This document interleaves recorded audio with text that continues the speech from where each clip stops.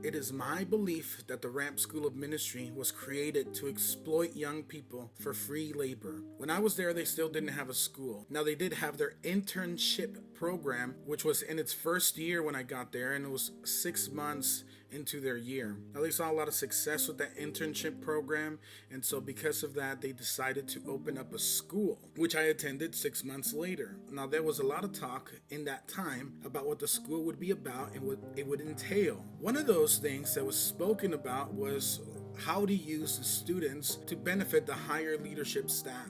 At one of these meetings, one of the leaders told me that the main leadership brought up an idea. The idea was that the main leadership would buy up houses with their own money, and they would have the students work on those houses and remodel them for free as free labor, and then the main leadership would turn around and sell those houses for more than what they had bought them for.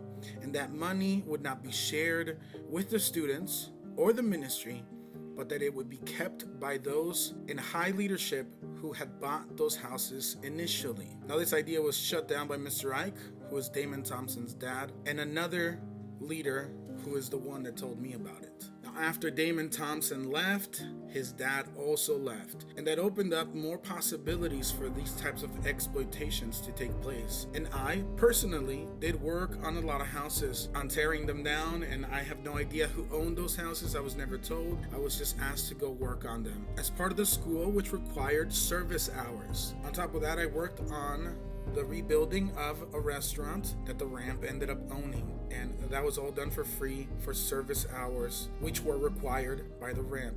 Now, these service hours made it really hard for people to find jobs because you needed a certain amount of service hours, and of course, people who got more service hours were looked on as giving more to the ministry, and so everybody wanted to get as many service hours as they possibly could to get the eyes and the attention of leadership, which was part of the culture there. That's how we were brought up, that proximity to leadership was proximity to God, that the better you were in God's eyes, the more attention you would get from teachers. And I did a lot of free labor there. I mowed a lot of leadership lawns for free. I worked in the food bank that they owned for free, many hours, 8-hour days, every single day at the food bank. So yes, I believe that the RSM was just for exploitation.